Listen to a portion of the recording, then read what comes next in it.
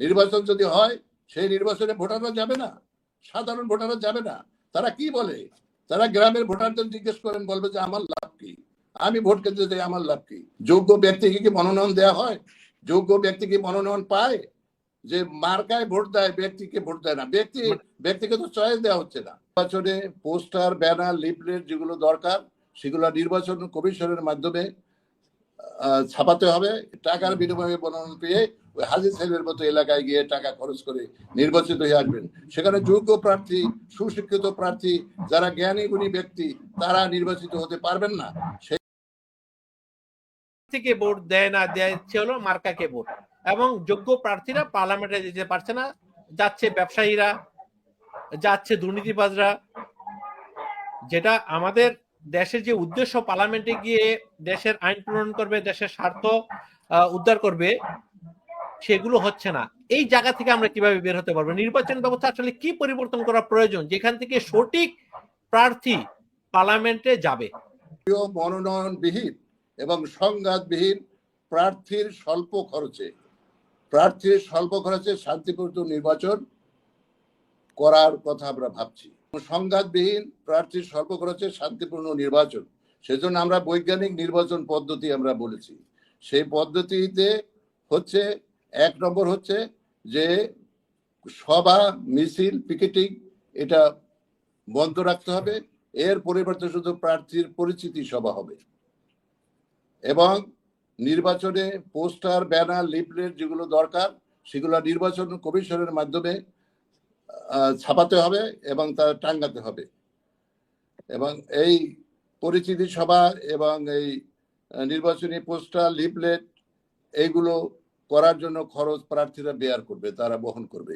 এইটা হচ্ছে আমাদের বৈজ্ঞানিক নির্বাচন পদ্ধতির আমাদের মূল বক্তব্য।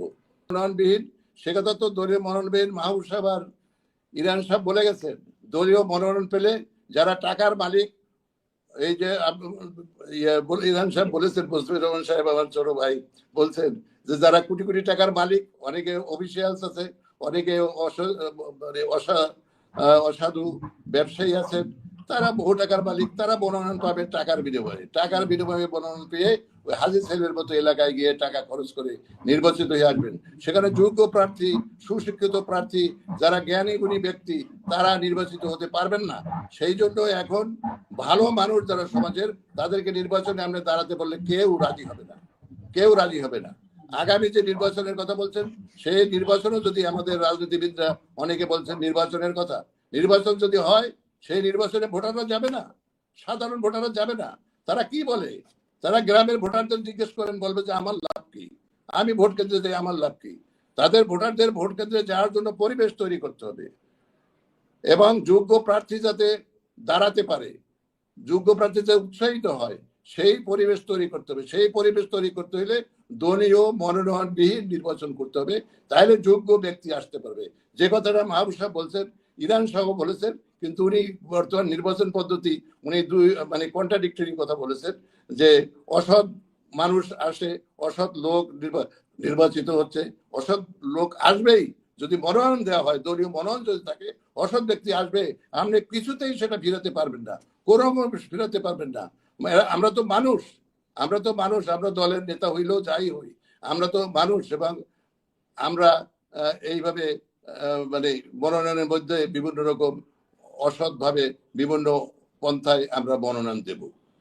যদি এই দলীয় মনোনয়নবিহীন এবং সংঘাতবিহীন নির্বাচন না হয়, এই সংঘাতবিহীন প্রার্থীর স্বল্প খরচে, আমরা স্বল্প খরচের কথা যেটা বলেছি, সেটা বলেছি যে প্রার্থীর কোনো খরচ হবে না, খরচের কোনো জায়গা নেই। কারণ মিটিং হবে না, মিছিল হবে না। আপনারা জানেন মিটিং, মিছিল, পিকেটিং এ কত টাকা খরচ হয়।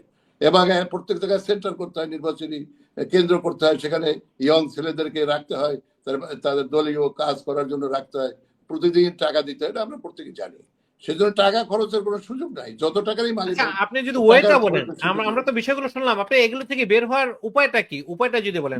উপায়ের একমাত্র হলো যে দলীয় মনোনয়ন এবং সংঘাতবিহীন, এই যে দলীয় মনোনয়নবিহীন নির্বাচন কিভাবে হবে? আমাদের দেশে তো যতগুলো দল আছে, সেই দল থেকে নমিনেশন দেওয়া হয়। আপনি বলছেন পুরো নির্বাচন ব্যবস্থা স্বতন্ত্র নির্বাচন হবে, এরকম মানে কোনো দল থাকবে না? ব্যক্তির না, এখন ব্যক্তিকে ভোটটা কিভাবে দিবে? ব্যক্তি, আপনি বলছেন কোনো মার্কা থাকবে না। ভোটারদের কাছে কোনো আছে মার্কা মার্কা। থাকবে না, আগামী নির্বাচনে কোনো মার্কা থাকবে না। মার্কা থাকবে না, ব্যক্তি হিসেবে দাঁড়াবে, এবং যারা মানে ব্যক্তিরা ব্যক্তি, পরে আপনার জোট করে ব্যালেটে ক্ষমতায় ব্যক্তির আসবে। ছবি থাকবে, ব্যালেটে ব্যক্তির ছবি থাকবে, আপনি সেটা বলতে চাচ্ছেন? হ্যাঁ, ব্যক্তির মার্কা থাকবে। ব্যক্তির ব্যক্তির মার্কা মার্কা, যদি না থাকে ব্যক্তির তাহলে মার্কা মানে ব্যক্তির ছবি। যোগ্য ব্যক্তি নির্বাচিত হবে কেমনে? আমরা একদিকে বলতেছি এই নির্বাচনের কথা, আবার বলতেছে যোগ্য ব্যক্তি। যোগ্য ব্যক্তি কেমনে আসবে? যোগ্য ব্যক্তি তো নাই ছিল, যার জন্য ভোটারদের পক্ষে কোনো প্রার্থীকে চেনা সম্ভব ছিল না বলে সেই জন্য মার্কা হয়েছিল যে তোমরা এই মার্কায় ভোট দেবা, এই মার্কা। সেই ব্রিটিশ আমল, ভারত থেকে তার মানে শুরু আমরা এখন করে 2024 সেই আছি, আমাদের সেই আসছে। আমাদের এবং এটার পরি- থেকে রেহাই পাওয়ার জন্য জি, আমি 1 মিনিটে শেষ করছি। আজকে যে কথা বলা হচ্ছে ছাত্র জনতার আন্দোলন, যে ছাত্র জনতার আন্দোলনের ফলে আজকে যে সরকার এসেছে এবং একটা নির্বাচন দিতে চাচ্ছে, আমরা দেশের দিকে আগায় যেতে চাচ্ছি, দেশে একটা শোষণ মুক্ত সমাজ ব্যবস্থা কায়েম হবে, এইটা আমরা আশা করছি। এই